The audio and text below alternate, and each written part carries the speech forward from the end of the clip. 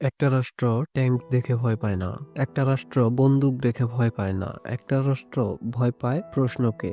আর প্রশ্ন করতে শেখে কারা? শিক্ষিত তরুণরা। আজ আমরা এমন এক সত্য নিয়ে কথা বলবো যা ইতিহাসে বারবার প্রমাণিত হয়েছে।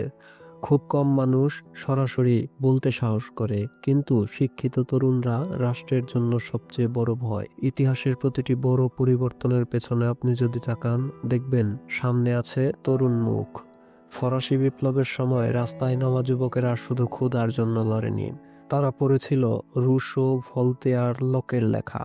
তারা শিখেছিল মানুষ জন্মগতভাবে স্বাধীন। এবং যখন একজন তরুণ এই বাক্য বুঝে ফেলে, তখন শাসকের সিংহাসন কাঁপতে শুরু করে।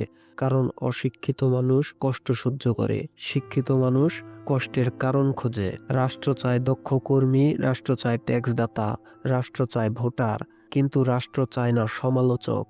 শিক্ষা যদি কেবল চাকরির জন্য হয় তাহলে রাষ্ট্র নিরাপদ, কিন্তু শিক্ষা যদি চিন্তার দরজা খুলে দেয় তখন রাষ্ট্র অস্বস্তিতে পড়ে। কারণ চিন্তা প্রশ্ন তৈরি করে, প্রশ্ন জবাব দাবি করে, আর জবাব না থাকলে ক্ষমতা দুর্বল হয়। 1968 সালে প্যারিসে ছাত্ররা রাস্তায় নামে। বিশ্ববিদ্যালয় থেকে শুরু হয়েছিল আন্দোলন। আরব বসন্ত শুরু হয়েছিল তরুণদের হাত ধরে। সোশ্যাল মিডিয়া ব্যবহার করেছিল কারা? শিক্ষিত তরুণরা। বাংলাদেশের ইতিহাসে ছাত্রদের ভূমিকা, ভাষা আন্দোলন থেকে শুরু করে মুক্তিযুদ্ধ, তরুণরাই প্রথম প্রতিবাদ করেছিল। কারণ তারা বইয়ে পড়েছিল স্বাধীনতার সংজ্ঞা। একজন শিক্ষিত তরুণ তিনটি জিনিস বোঝে: অধিকার কি, অন্যায় কি, বিকল্প কি হতে পারে।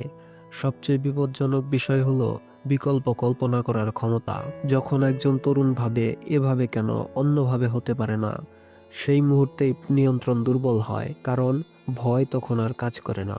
বিদ্যালয় শুধু পড়ার জায়গা নয়, এটা চিন্তার ল্যাবরেটরি। যেখানে মত জন্মায়, যেখানে বিতর্ক হয়, যেখানে নতুন ধারণা তৈরি হয়। এই কারণেই ইতিহাসে দেখা যায় প্রথম নিয়ন্ত্রণ আসে শিক্ষাঙ্গনে। কারিকুলাম বদলায়, মত প্রকাশ সীমিত হয়, ছাত্র রাজনীতি নিয়ন্ত্রিত হয়। কারণ রাষ্ট্র জানে তরুণের মাথায় আগুন লাগলে রাস্তায় আগুন লাগতে সময় লাগবে না। সব শিক্ষিত তরুণ কি রাষ্ট্রের শত্রু? না, বরং উল্টোটা সত্য। শিক্ষিত তরুণ রাষ্ট্রের শত্রু নয়, অন্যায়ের শত্রু।